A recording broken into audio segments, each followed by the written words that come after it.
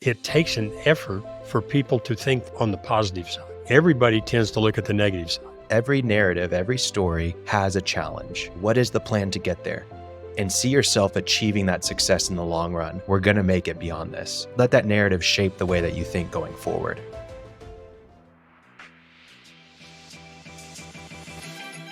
Less stress, more time, more money. Welcome to the Cashflow Contractor Deep Dive. Martin, what's something that you do every day that contributes to your success, like without fault every day? Wow. Maybe Brush your teeth. well, yeah, something quotidian like that. No, I think the thing that I do every day is for the next day, and I don't go to bed at night without understanding at least what I intend to do the following day. Having a Whoa, plan for the next day. I like that. Yeah, How do you do that? well, it begins with a review. I mean, a lot of it's in my head anyway, but I look at my calendar and who is coming. And so that's part of it. So I've got the clients that I've got the next day, and I always hope to say something useful and intelligent when I'm talking with them. And then I Yeah. have major projects, I'll call them, that are going on, and I review those every night before I go to bed. I also review them every morning when I wake up. So they're in my head, and that isn't something I do because I think I should do it. It's native. I can't Mm, not do it. And I yeah. think probably a lot of listeners are the same way. Man, that's really good to hear. I needed to hear that because I'm actually doing some changes right now. I've been kind of on a whirlwind the past 2-3 weeks, creating some better standard operating procedures for myself to be able to delegate things. I listened to a really great podcast from Tim Ferriss, and I'm going to butcher this. I forget the guy's name. Sam Koros, something like that. But he's the founder and CEO of a company called Levels. They do like bio wearable thing that tracks your glucose. Oh, okay. Oh, yeah. Yeah. Anyways, really, really cool guy. He has 4 executive assistants because he delegates so much. And so just listening to him talk about how he thinks about delegation and all these things just really kind of whipped me into gear. And so you said you look at your calendar every night, and I do the same thing. I don't want to say every night, but it's either at night or in the morning. Before I get started on my work, I've looked at the calendar within 12 hours because my calendar really does dictate everything. And I think this makes sense for you, especially because you do so much consulting and meetings. And I have a lot of meetings as well, but I have a lot of tasks. And the only thing on my calendar is meetings. I can go into my project management tool and I can look at all of my tasks, but I haven't put all of my tasks on the calendar per se. And The that's some, nor do I. yeah, My meetings and the podcasts that we're doing, or yeah, yesterday I was on a little TV show for about 2 minutes, that yeah. kind of thing are on there. But the major tasks, I don't want people to mock me, but I've got a wire spiral bound notebook, and Yeah. all of that stuff is in there. Yeah. Antique, there are so many ways around it, but that's what works for me, and it has forever. And I've Yeah. got my hand on it. And it starts out pretty neat, but anytime something pops up that I have to, I'm writing some articles, some things like that. Sometimes it's just do the financials for Diane's business. Yeah. Those things are not major, but like the writing the book, um, Hmm. that was It's a huge major. project. Yeah. That was major. And so I've always got to have tomorrow planned out. Do I have time to do any of this? Hmm. And if not, how do I make time? When am I going to do it? So sometimes it winds up on the calendar, but it starts with the calendar. Well, so this Sam guy, he tracks the time on everything he does, whether it's making a phone call, whether it's checking the books, whatever it is, he's timing himself. And then one of his executive assistants will do a time audit every month, every quarter, every year. And so then they've calculated really good estimates of how long it takes to do things, whether it's checking his email, whether it's writing a memo, whatever it is. And so now anytime he has a task, he does not keep it inside of a project management tool. He keeps it on his calendar. He literally schedules the task. So, and he And knows the time. I've heard about this before. You can't control your outputs. A to-do list is a list of outputs. I need to do this. And when I'm done, that's an output. But you can't control your outputs. The only thing you can control is your inputs. And time is an input. And so if you're going to do a task, you need to assign time to it, and it has to go on the calendar. And so that's kind of an adventure I'm on right now, is kind of rethinking the way that I manage my workload and trying to get it into a point where it's on my calendar every day. Because I live by the calendar. And if I have free time on the calendar, yeah, I'll take time to work on tasks, but maybe I'm not focused on the most prioritized task. Maybe I'm just, thinking about the next day. And so that's something that allows me to not just work on the urgent, but on the important too. Yeah, I don't know if this meshes exactly with what you're saying, but the difficult thing for me is our open-ended tasks. In Yes. other words, I need to go figure something out. I haven't even properly defined the problem, which, Mm-hmm. by the way, is the first step of any task. When you've properly defined the problem that you're resolving or Yeah. the goal you're trying to achieve, you've done 90% of the work. But when you haven't done that yet, I can come in and say, oh, that'll take me about an hour. I don't know if it's going to take me a half hour, it's going to take me the rest of the day, or if it's going to take me a week. Yeah. Had I tracked everything I've ever done, maybe I would know that, but I haven't done that. Those Well, it's those so are the hard to ones track. that they're those are the ones that kind of set you with your leg tapping, like sitting at lunch with your knee going up and down because it's undefined. If I know I have to do a spreadsheet P&L for somebody, Mm-hmm. I don't even think about that. I've done so many. And I go, matter of fact, I like it because it's a known thing. I can tell when I started. I can tell Mm-hmm. when I was finished. And I can tell if it's right. So, but it's those open-ended tasks Yeah. that are really the killer Well, right and that's something that he talks about is like, uh, especially with standard operating procedures is, have you heard of OKRs? there. No. Okay. It's a big thing that's used in the SaaS world, software as a service. And Google's huge on it. A lot of companies are, but it's objective and key results. And Oh, so okay. basically, if you ever have a project, if you ever have a task, if you ever have Yeah. a standard operating procedure, every single one has to have an OKR. What is the objective of this, and what are the key Yeah. results so that we know that we did it successfully? Yeah. I don't call it OKRs. I guess maybe I will now, but that's exactly what I was talking about. Yeah. When the Once I tasks where you defined don't out have what that. I'm doing and how I've achieved it and how can I measure that, once I've got that, um, life is good. Of course, when they're doing software development or building brand new fighter planes that are poorly designed, that's what scrumming is about. Yeah. It's what are the objectives for this week? Yep. What were your objectives last week? What'd you get done? What are you going to do this week? And what's in the Exactly. way? And you Exactly. keep current because those are mushy. Yeah. You don't know. Yeah. You don't know. Man, it's just a mind shift for me, in just how I approach each day that I'm kind of, working through right now in terms of, changing the way I schedule tasks and get things on the calendar. And I'm creating these standard operating procedures for myself, which I haven't really ever done. I've done it for different roles on the company and, different types of projects, but never for like the things that I actually do. But that's kind of the first step in really making a difference in how I run my day, is if I have SOPs that allow someone else to actually do it for me. So I think in many ways, that's kind of what we want to talk about, is just understanding yourself, understanding how you can change things for yourself is kind of what I was, what I'm How you going through. But in a real way, we're going to be talking about thoughts and how the impact of thoughts that you currently have, and then how you can actually change them for the better right? going forward. Um, you were telling me a little bit about a book that you someone you recently found. What was it? Well, there's a guy named Doctor Price Pritchett. I hadn't heard Okay. of him, but maybe I'm the only one in the world who hasn't. He's getting older, so he talks about big things he did back in the 70s and 80s. But he's a mergers and acquisition specialist, organizational behavior, Okay. explosive growth kind of guy. And don't remember exactly where it was. I saw him on video. I bought his book, one of his books. He sold over 14 million books. So That's almost as much as the profit problem. yeah, Yeah. Matter of fact, we probably have a lot of the same numbers, just the decimal points in the wrong place.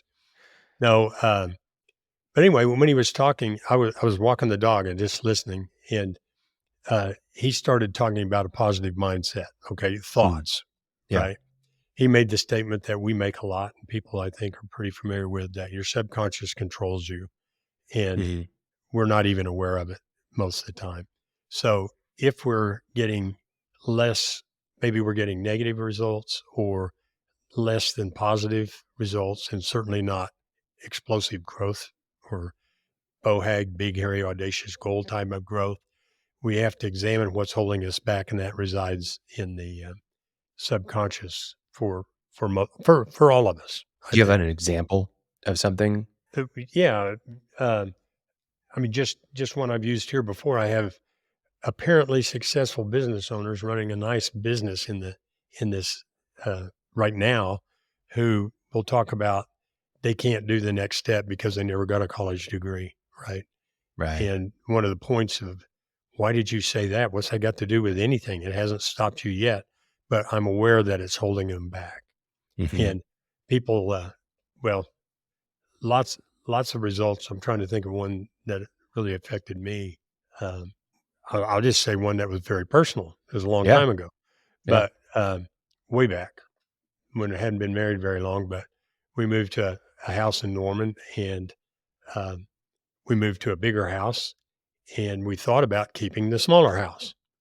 Yeah. But my mindset was, I was in startup businesses at the time, that man, what if I don't get a paycheck? And now we got two Yeah. houses, and I need that money. And so we sold the house, and the house now is worth about almost 6 times what it was when we sold it. Would have been a Wow. great property. I mean, it would have been ridiculous. We know that because it came up on Zillow recently. Not six, 4.5 times what it was. Okay. But anyway, I missed that opportunity because my mindset, Mm. and basically fear. I know I've talked about this on the podcast before, but I was worried about not getting a paycheck. And in the 49 years, 45 years since, I haven't ever missed a paycheck. Yeah. So that's where my mindset um, cost me an opportunity, and it's costing us all opportunities right now. Are we going to grow, or the things we talked about before?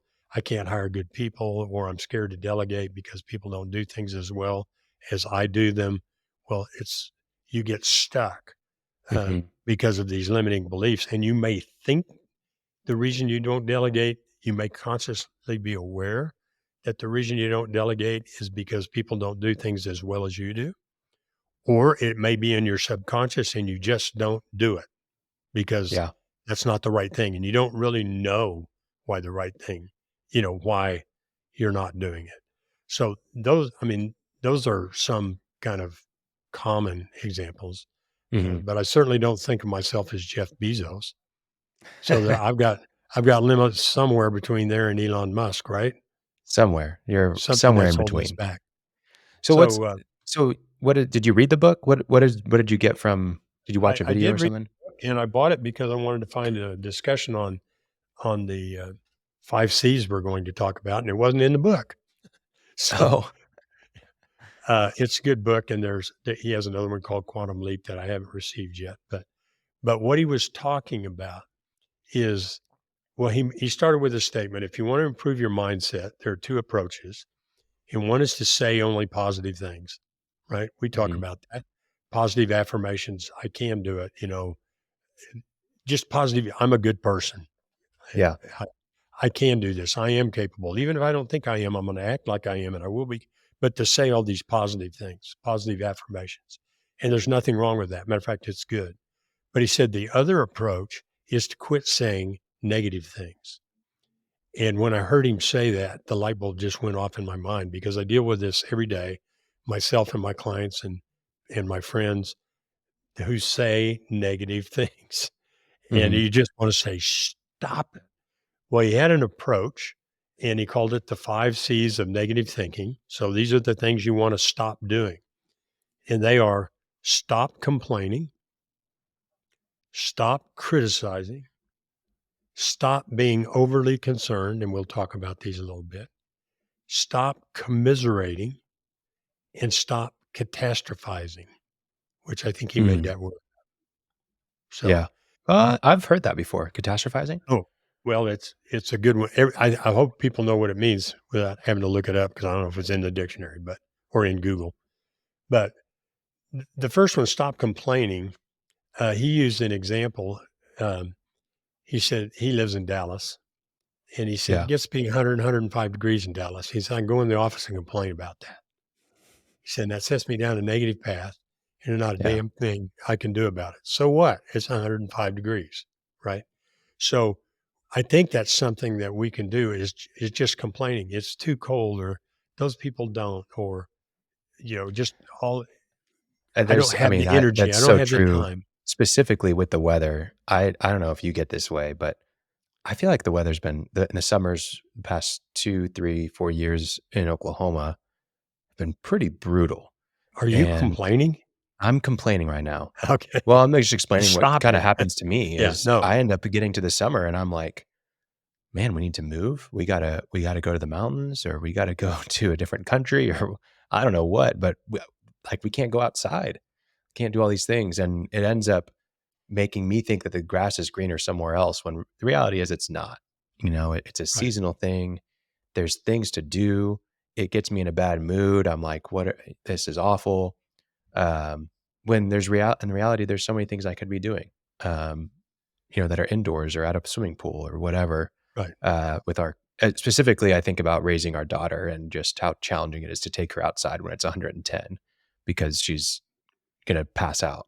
And so anyways, I totally understand the complaining aspect and how it really gets me thinking how everything's wrong and I need to move. And it catastrophizes almost right. probably is. So And anyways, think about Mia when she gets a little older too, Mila.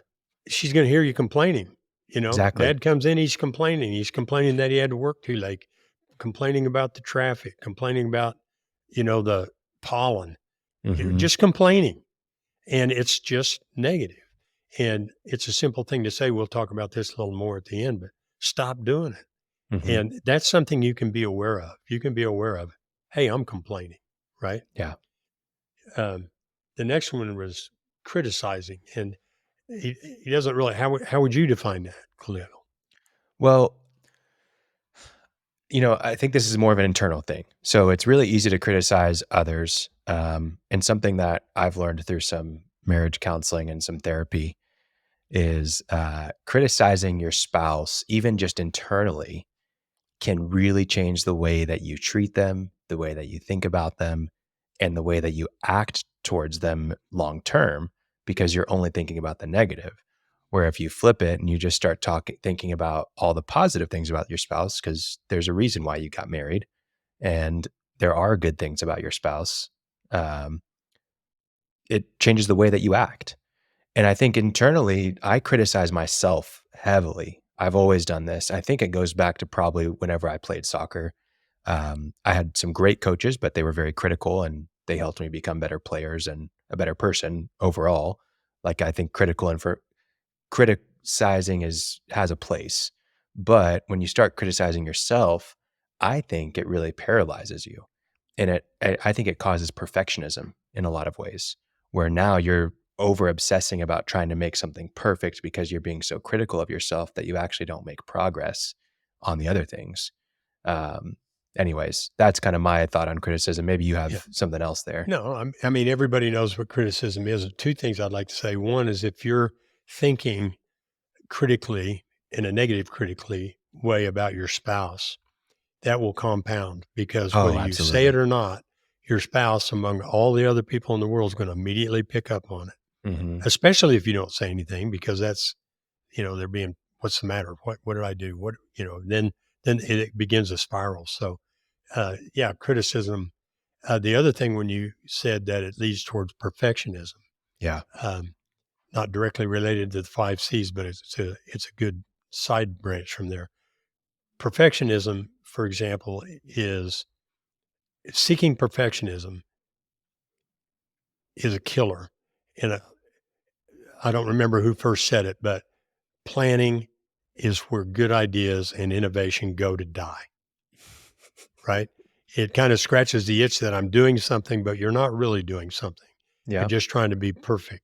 My dad had an engineer who worked for Thiokol at the time, mechanical engineer, and he was great. He said, "Ain't nothing flat, ain't nothing square, ain't nothing round."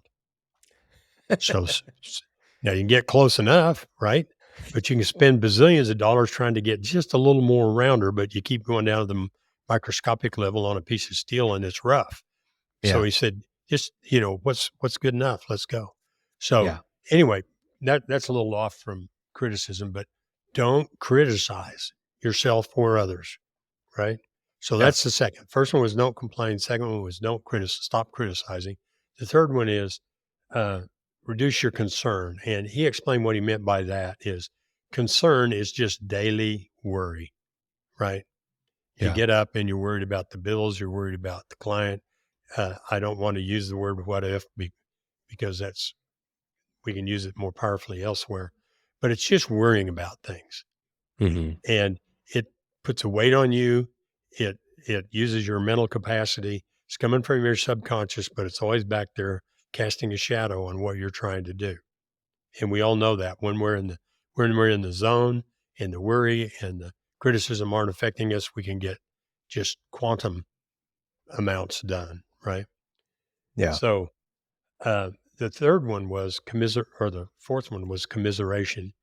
And of course, commiseration is when you get together, put heads together and go, yeah, that's right. That guy's a jerk. Yeah. And it compounds self-feeding, Yeah. and I think the most important thing about commiseration is it is also a compounding thing, and Absolutely. you generally control it. I don't know. What are your thoughts on commiseration? Well, I think with commiseration, whenever you are with people who want to commiserate, like there's people who are looking for it. What's Right. something bad that we can latch onto and just discuss at the water cooler or whatever, and continue to compound with our conversations. Um, I think there's just people that commiserate in general, and if you have someone like that in your circle, it can be a life suck. Can Right. really take the wind out of your sails and change the way that you think in such a terrible way.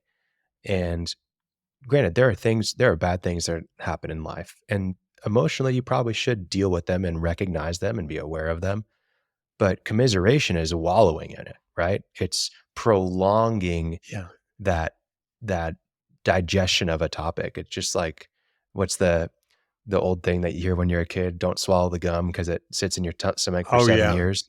That's Yeah. that's what commiserating is. It's the gum in Right. your stomach for 7 years, right?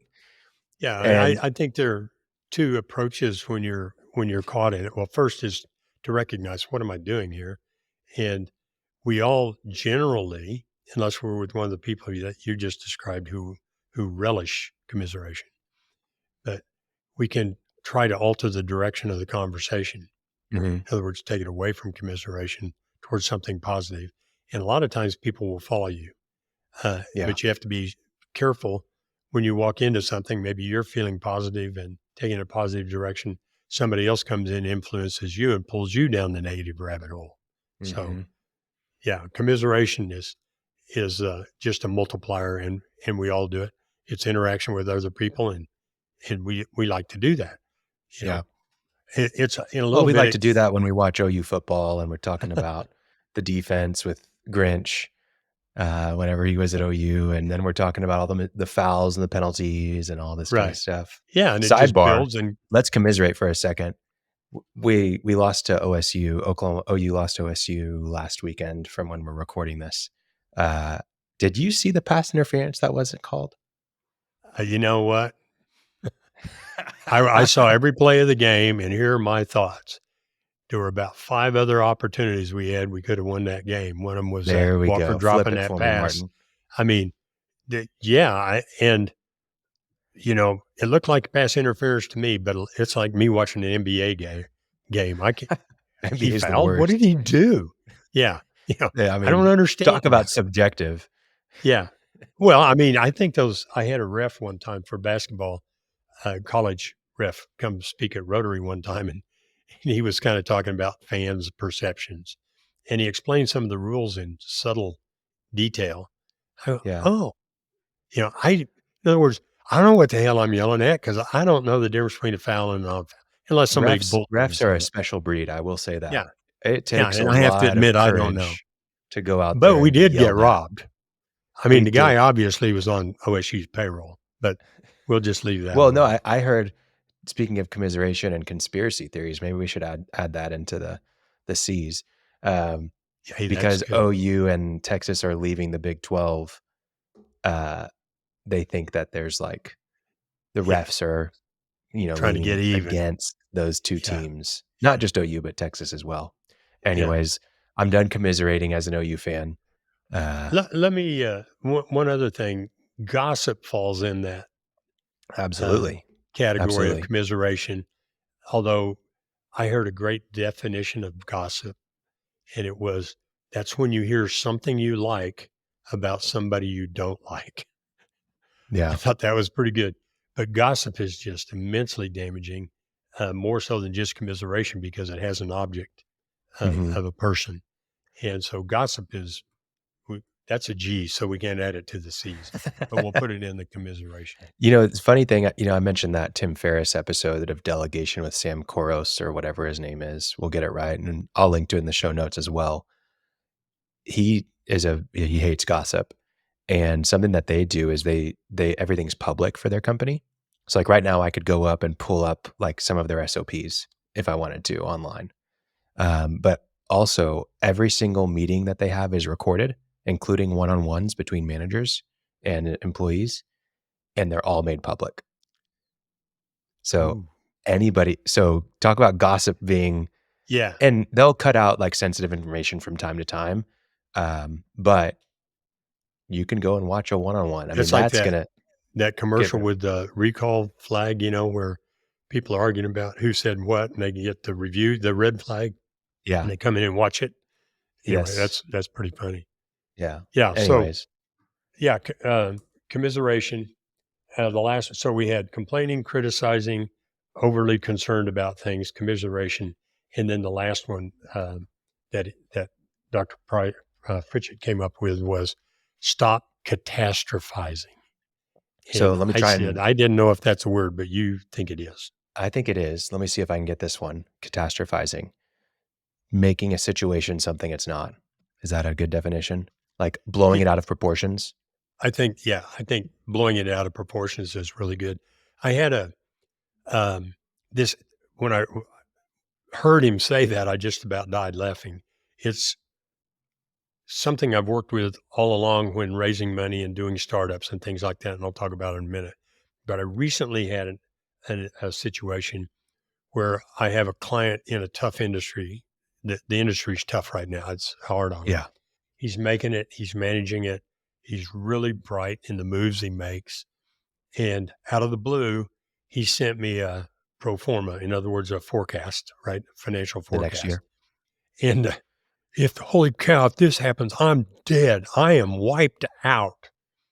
And I just looked at it, and he presumed he wasn't going to sell anything, and all these things were going to get called and all this. And so, what did you do that for?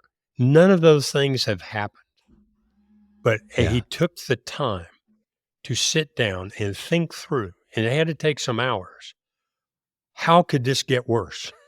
I will not sell anything. This banker will die, and I'll get his sub banker who doesn't like me, and they'll call my notes. And just he didn't do that, but that kind of thinking, and he had it where he's wiped out. I said, Mm. throw that SOB away. What the hell? That's catastrophizing, and Mm. that's negative mind. This guy has done a masterful job for about the last year and a half navigating this tough industry. A lot of his competitors, let's say peers, are going out of business or Yeah. really, really suffering. And he's done some really smart things. It's hard. It's not fun, but he's done it. And here he is. And I forecast he will make it through. And one of the good things about making it through is there'll be fewer competitors because they Mhm. got wiped out. But why would a guy spend all this time and effort to show how bad it would be if it didn't work out? Now, the Yeah. place where I've seen that over and over business career is when somebody's starting a business or starting a venture, starting a product line, you typically will look at what you think you can sell and what you can make and what the overhead would be. And you do a forecast and you do it with your best estimates. And that becomes the mean or the average or the most likely outcome, because that's the best knowledge you've got. It's what you intend to do. You don't control outlier things, but that's what we're shooting for. Mhm. And then the next subject is always in a standard normal curve. It's to the left, all the bad stuff. Well, what if, what if, what if, what if, what if? And very seldom ever. I mean, it will be, this is what I think is going to happen, but oh boy, this is bad stuff. They think the Yeah. investors want to see that. Matter of fact, the law requires a lot of times that they see a wipeout forecast. They think the bankers want to see that, and maybe they do. But I say, let's look the other way. Mm. What if you sell twice as much? What if it Yep. catches on? What if you can source products cheaper? What if, the tough times have caused buildings to become available that you can rent? What if we do better? Well, it takes an effort for people to think that what if on the positive side. Yeah. Everybody, me included, everybody tends to look at the negative side, right? This is what I think, but what happens? So I don't know. The question there is, what's a strategy to Yeah. overcome doing that? And we talked about this a little bit ahead of time, that one of the best strategies is just flipping it. It's just taking the other side, just like you said. He sends the pro forma of I'm gonna be toast if this happens. Okay, well, what if the opposite happens? What if you sell 10 homes, right? And what happens the other way? And just talk about all the things that could happen on the positive side. Just changing the lens in which you're viewing something and looking at it from the positive side. Now, I want to do a caveat here, because I do know some people that always have that lens, which is a good thing to go through in life, but you can also be completely blind to reality at times. And sometimes you do need to understand that, hey, there's negative consequences here if you don't take care of Yeah, business. But I don't yeah. think that's the common problem. I think the common problem is the That's negative not what lens, we're right? dealing with most Yeah. of the time. um, Usually we're hyper aware of the negative in catastrophizing situations. I think with any of these C's, flip it. And I think Yeah, there's real power in it. Like, if you're in a situation where everyone's commiserating and you go in and you flip it, you completely change the vibe in the room. You may make people upset because they were enjoying the commiseration, and now you've just made it something where it's kind of positive and they're like, doesn't feel as good. I was really enjoying that commiseration. yeah, yeah. Um, Oh, I but mean, everybody, I can think I've got a face in yeah, my mind of somebody who, no matter what, take it negative. Sorry, I'm walking over you, but that flashed through my mind, and you just, what's their name, Martin? You want to shout them out? nope, not going to give gender, location, anything. No, No, I think it's so true, but I think it's not enough just to go. I think people are probably listening and saying, "Yeah, okay, I can flip it, but what good is that?" I think if you really flip it and you take it the next step and think, "Okay, let's use your builder example." Worried that not going to sell I never anything in said that was a builder, but well, that's okay. it's It's okay. okay. Yeah, he won't Well, mind, and we don't know who he is, but we don't know who the builder is. There's yeah, several of yeah, them. Anyways, it's a builder. Doesn't even know, like, doing the pro forma with no sales over the next year or right. something like that. Just complete worst situation possible. Um, if you flip it and they sell 10 homes next year or Yeah, 10 homes next quarter, right? Then now things look way different, right? right. But they're going to say, well, yeah, but that's not going to happen or whatever. Well, what if it did happen? Like, Yeah, if it was going to happen, how would that actually come to fruition? If you were going to sell 10 homes, how would it actually take place? And you basically do some backward design, right? And by doing that, you start to think of some, potential positive avenues of actually reaching it. You actually are visualizing and thinking about what would need to happen for you to have a positive outcome. right. And by thinking through those actions and thinking through what it takes to actually achieve a positive result, now you're actually changing the way that you think. Right. You're not just changing the lens that you're seeing a specific situation. You're changing how you're viewing the situation And entirely. you're giving yourself things to actually do, Exactly. You're creating right? an Yeah. action plan for creating a positive outcome. And for the builder, maybe that means, okay, well, I'm going to go reach out to some other builders that I know and see if there's any projects they're passing on. That would be one of the ways that I might get one of those 10, right? Where someone's over capacity, or maybe they're going through hard times and someone reached out, but they don't even have the capability of doing that project anymore. I'm going to reach out to, those people that we talked to a couple years ago that were kind of interested, but put it on pause. Maybe it's a good time for them now. I'm going to follow up with my insurance agent that I know who has some really good referrals for me typically, and see what I can do to drum up some business there. I'm going to start calling all of my previous clients and talking to them, asking how their house is going, see if there's anything I can get out of that from, a referral, or maybe they want to build again or for a lake house or something like that. I don't know. But there's work to be had out there. There's definitely a way for me to get more than zero. Yeah, I think a side to this, not a side, integral to this is that you get what you look for. We've talked Yes. about the RES and the white Honda. Once I bought a white Honda, I saw them everywhere. It's not voodoo. I mean, No. there's good stuff out there, and if you look for it, it will pop up, and you go, "What a coincidence!"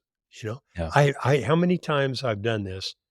I won't even say with a client who does a service, complaining about lack of work, and I said, it'll come, it'll come, it'll come, and had them text me that afternoon that they got a project. Yeah. Now, I don't think that's vibrating the universe. I think the project was always out there. He made himself available to be called, made himself available to make a deal, Yeah. and did it. And I mean, that happens a lot. And it sometimes doesn't happen. I had that happen on Monday, and I said, "This will happen today" to one of my clients, and it didn't. And I said, "Okay, so I was wrong." But he did take some action. I Mhm. wasn't even thinking about that when we started. He took some action as a result of that positive attitude that's going to change the trajectory of his business. And I know that without saying, he bought some equipment and machinery that he'd been holding off on, Yeah. and now he's committed to it. And he just has this positive attitude. He says, "I'm excited. Mhm. I'm Yeah. excited." Well, it makes me think about, the narrative that we have playing in our minds constantly, Yep. because there's so much power in narrative. I think I've talked about this in the podcast at some point, but a while back I was either watching a show or something like that that talked about the power of narrative and how it can influence generations. Just the narrative that you have for your family, the narrative that you have in your culture even. It talked about how the power of narrative in Jewish culture is beyond measure. It influences everything they do and how they approach things communally, how they view the world, just and how they overcame the Egyptians with Pharaoh How and they Moses. view education and How achievement. exactly. Yeah. It's not, you see it in a lot of cultures. But the power of narrative in your own life has a crazy impact. And a lot of times I think we're stuck in our narrative, especially with these 5 C's. Like let's even just do a little exercise, Martin. If you were going to have a movie made about your life, a moment in your life, what would that movie be about? Like what time period or achievement or moment in your life would it be about? Well, might be a boring movie. Something that pops in my mind is going to seem ridiculous, but I started painting when I was 50 and painting, Yeah. right? And I got in a show after I'd been painting for 6 or 8 months and Yeah. breaking canvases over my knee because I was frustrated. And anyway, I went to the show and a lady came in and bought one of my paintings for $800. Okay. It's a very specific little, Yeah. but man, it Well, was.